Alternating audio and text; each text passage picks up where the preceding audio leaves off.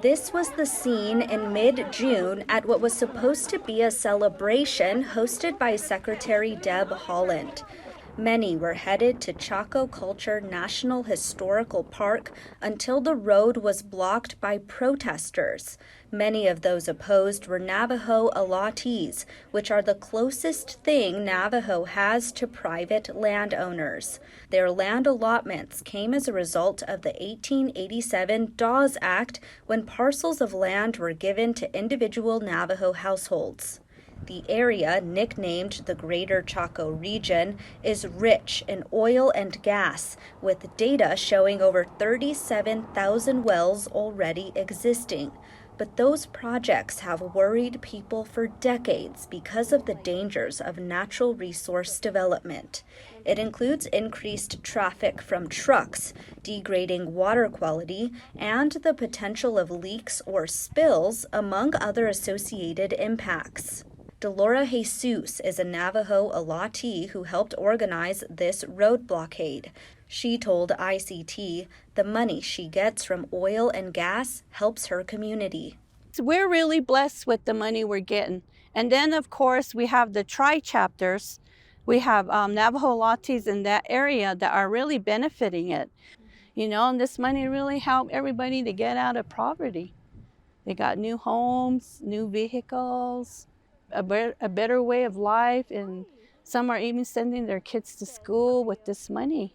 Many of the allottees say they feel their rights were violated.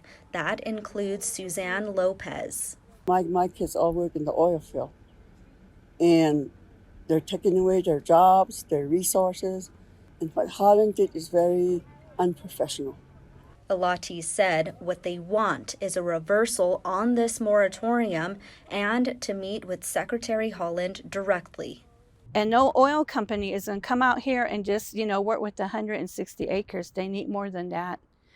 And we try to work with Deb Haaland, Department of Interior, but at no means she never met with us. We only had a small Zoom meeting, but that didn't last very long.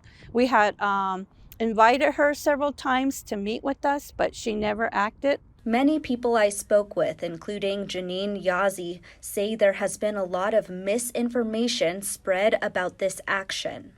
We know the moratorium itself does not have any effect on allottees and the lands that they have. It does not have any effect on any of the existing oil leases that are already in contract.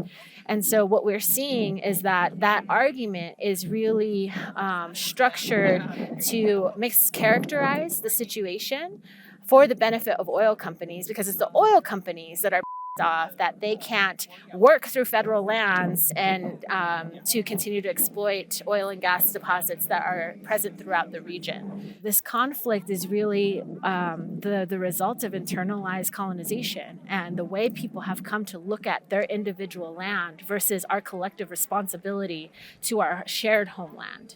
Tweety Paisano Suazo is from the pueblos of Laguna and Acoma. Her car was one of the first to interact with the protesters. I went through a lot of people yelling at me, telling me to go home. I saw other Pueblo members there from Tamayame, from Santa Ana. Just like one of the men that was there from Zia said, and they were confronting him because he was standing there next to me and talking to me. They were saying, "Why are you here?" And he was saying, "Well, I came to pray." And I'm like, well, we all came to pray. I mean, this is where we come to pray as Pueblo people. Some of the Navajo people here were not against oil and gas. When one Navajo woman spoke out, this happened. I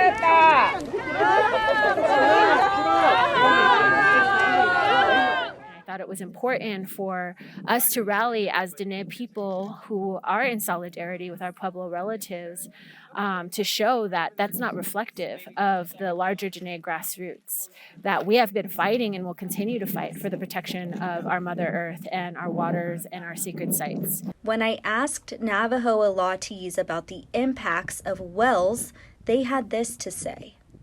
God created these resources.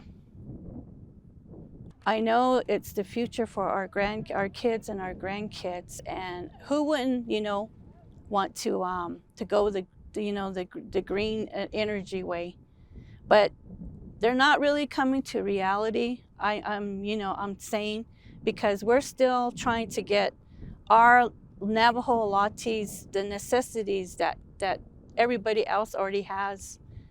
They need water, they need electricity. The Navajos have always voted Democrat, but I think a lot now are seeing that, that the Democrat haven't really, they say that they're going to help us, but they haven't come forth. But we're getting more response from the Republican. So I myself am a Republican. And as far as the environmental, it comes from the vehicles, it comes from air conditioner. It doesn't come from these oil and gas people.